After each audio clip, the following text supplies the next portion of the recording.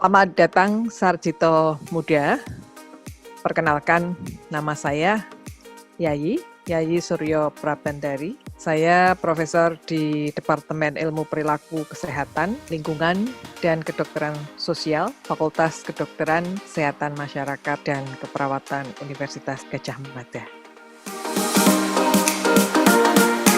Semenjak jadi mahasiswa, profesional itu adalah tahu perannya. Nah, sehingga kalau menjadi mahasiswa, dia tahu tugasnya sebagai mahasiswa, dan ini adalah mahasiswa kesehatan, di mana dia harus betul-betul mencoba untuk belajar dengan sebaik-baiknya. Ya, kalau kuliah itu ya on time, mengerjakan tugasnya juga sesuai dengan waktu, dan sebagai seorang calon ya profesional kesehatan, itu mulai dengan hidup sehat juga, karena nantinya Anda akan jadi edukator tentang kesehatan. Jadi kalau menjadi edukator kesehatan itu sekaligus pada saat kuliah itu belajar untuk bisa menunjukkan bahwa saya ini memang bisa diikuti oleh orang banyak. Jadi edukator ini adalah dimanapun berada, itu Anda bisa jadi panutan, bisa jadi sumber informasi. Ya tentu saja sesuai dengan tingkatannya. Ya kalau masih dasar itu ya jangan menjawab yang belum dikuasai. Jadi itu harus lihat dulu, itu mestinya harus konsul ke dokter ini. Kalau itu kan bisa menunjukkan ya, karena literasi kesehatan itu tidak hanya informasi, tetapi juga tahu kemana saya akan pergi atau saya mendapatkan informasi mana pada saat saya mendapatkan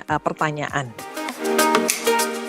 Di dalam pekerjaan atau di profesinya nanti, dia akan jelas akan menjadi tempat atau sumber yang terpercaya untuk masalah kesehatan. Ya, jadi misalnya semasa COVID ini, teman-teman itu kan bisa karena dalam porsinya masih mahasiswa gitu ya, masih tahun pertama lagi, ya mengingatkan teman-temannya yang lain yang tidak cuci tangan, tidak pakai masker dengan benar, ya karena Anda sudah masuk di calon profesi kesehatan, sehingga itu yang sudah mulai ditanamkan. Seberapa penting dia jadi edukator, mau jadi dokter, mau jadi dokter spesialisnya sampai SP2, tetap jadi edukator, karena kalau menjadi ahli ginjal misalnya, supaya pasien ginjal ini tidak berlanjut lebih parah, Anda kan harus mengedukasi perawat misalnya ya, sudah ngajari cara membersihkan luka. Nah sehingga dia juga dikasih tahu caranya bagaimana merawat lukanya. Kalau ahli gizi jelas sangat-sangat harus melakukan edukasi ya, karena pola makan itu termasuk salah satu kontributor di dalam penyakit, dan itu perlu ada edukasi. Sehingga memang menjadi edukator itu menjadi bagian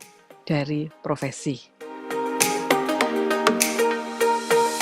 Yang pertama, kalau masalah tulisan saya kira tidak usah terlalu banyak latihan ya, karena kalian tuh sudah literasi tentang digitalnya sudah sangat tinggi. Jadi skillnya adalah skill mencari sumber yang terpercaya yang bisa kita posting ya, yang kita posting, sehingga kita itu postingnya adalah informasi yang benar. Jadi sebetulnya cuci tangan tuh yang baik yang seperti apa toh, pakai masker tuh seperti apa sih? Nah itu kita posting. Nah untuk edukator yang harus public speaking, artinya nanti kalian juga mungkin ini juga bisa belajar, karena sekarang kan beberapa itu kan kita lewat sosial media bisa juga berbicara seperti ini ya. Jadi belajar dari situ. Anda bisa belajar dari YouTube banyak itu bagaimana caranya ngomong tapi berbicara dengan jelas ya, berbicara di depan kamera seperti ini.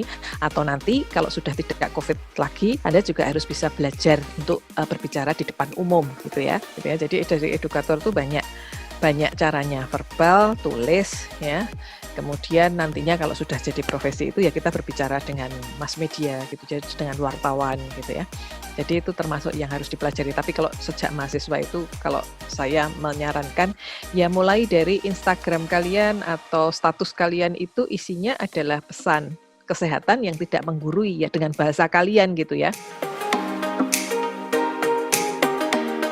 Memberikan informasi tapi yang benar, karena kalau namanya ilmu pengetahuan itu kan berkembang ya. Jadi kalau kalian habis baca jurnal, habis diskusi tutorial gitu ya, itu kan ada informasi, dan itu kalau dikerjakan tiap hari, kita update-nya itu tambah untuk juga memberikan satu informasi, itu sudah sangat cukup ya. Kita belajar untuk menjadi edukator, dan pada saat teman-teman ditanya teman-teman itu kita akan bisa menunjukkan. Nah disitulah fungsi bahwa pada saat saya menjadi mahasiswa, saya sudah mulai belajar dari edukator, menunjukkan tadi. Kalau menurut saya adalah tugas Anda itu sebenarnya menjadi edukator itu untuk meliterasikan, memelekkan kesehatan siapapun di sekitar Anda gitu, bisa keluarga, bisa teman, dan kemudian nanti masyarakat secara umum kalau Anda sudah di profesi.